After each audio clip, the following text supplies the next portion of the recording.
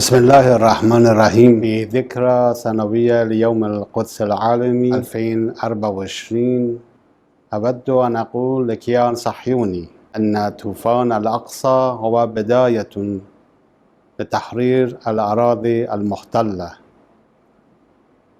فسوف بعد طوفان الأقصى سوف يبدأ طوفان الأحرار لتحرير الأراضي محتلة، خاصة ولا سيما مسجد الأقصى وقدس الشريف. وسوف إن شاء الله سنصلي في مسجد الأقصى.